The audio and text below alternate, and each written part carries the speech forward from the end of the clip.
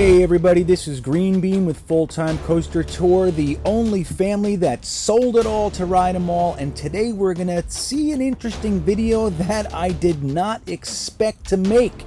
A comparison of two coasters that I did not realize would be so comparable. And we'll start here at Dorney Park with the Morgan Hyper Steel Force.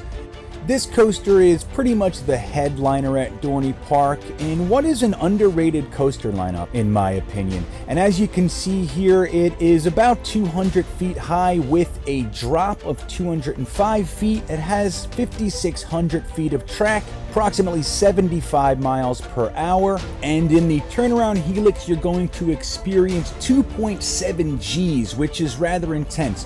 Now I want you to take a look at the trains here. They're kind of clunky and doofy looking, but look at the restraints.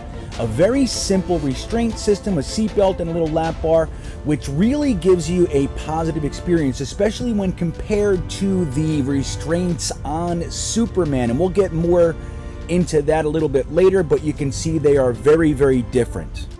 Now, Steel Force actually starts with a bit of a negative. Look at the lift hill. It's on the slow side, and it also takes a little bit longer than usual to get over that first hill into the first drop. But after that, that first drop is magical. It's super smooth, super fast, gives you a nice pop of airtime as you go over the first camelback. But take a look here how long it takes to get over that hill waiting for the back end of the train. So when you're sitting in the back, you get a completely different experience as you do in the front. The front does lag a little bit on that first drop, which isn't the greatest thing in the world.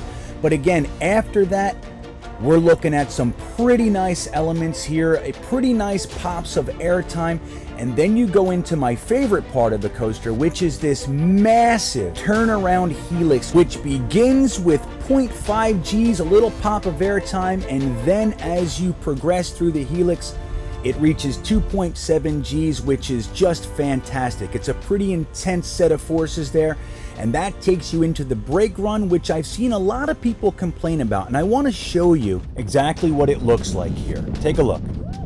Yeah, the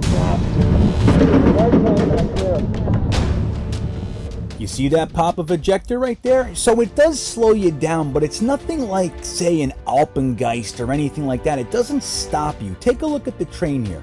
It's a minor slowing down and then right into that pop of ejector, which takes you into the last run of the coaster, which is a set of 5 bunny hills that give you pretty good airtime. The only issue I had is after my 5th ride, the bottom end of the bunny hills are quite intense, and those forces started to wear on you a little bit, maybe even up to 2 Gs there. But this last run of the coaster, take a look at it here. All told, you have 6 pops of airtime, 2 ejector, 4 floater, and they are fantastic if you go into this coaster with an open mind. Now, I want to remind you again that the front and the back cars are going to have a different experience. The front is a little bit more focused on ejector, and the back you get a little bit more floater airtime. But let me tell you, this coaster is a lot of fun, and I can't find too much wrong with it except those couple of negatives that I mentioned. All in all, I think it's a great coaster and worthy of being compared to the next behemoth that we have, Superman the Ride, over at Six Flags New England in the DC Universe section of the park.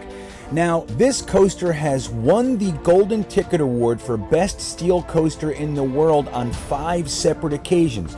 So a lot of people say to me, Bean, you just can't compare these two coasters. They are on a different level entirely. And to a certain degree, I would agree with you, except for a few things that we're going to mention. Now, the first half of the ride is very, very similar. The main difference being the height, which Superman stands at 208 feet tall and the drop is 221 feet. You have the nice camelbacks and the turnaround. But here's where the coaster starts to change. Right about here, you start to notice something with the restraints. And as you go to the bottom of your airtime hills, the restraints on this ride actually get tighter. So you can see them right here. Look, this is them leaving the station. This guy is already trying to figure out how to loosen this thing. These things are affectionately titled lap logs, and they actually get tighter as the ride progresses. They can't go up, but they can go down. So going into really an exceptional portion of this layout right here, this back end of Superman is one of the finest layouts that I can think of on a steel coaster, but it's predicated on the combination of helixes and airtime hills. As we know, helixes are positive G's, so these restraints, as they get tighter, look at this, we did a right helix, now we're doing a left helix, right into an airtime hill, into a sharp right-hand turn in the tunnel. All of these elements are causing the restraints to press harder and harder and harder on your thighs. Now, I went on this ride 3 times. I chose not to go on it a 4th because of the pain that was happening.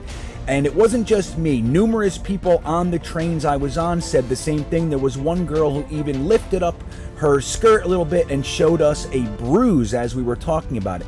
So no matter how good the layout is, and I do think it's a better layout than Steel Force, the pain on the ride caused us to choose not to go on it anymore. And that, to me, is why I'm going to tell you that I think Steel Force is a more fun and a better time than Six Flags New England's Superman the Ride, which used to be Ride of Steel. Now watch this on the end for one more little shot to your thighs. Look at this slam on the brakes.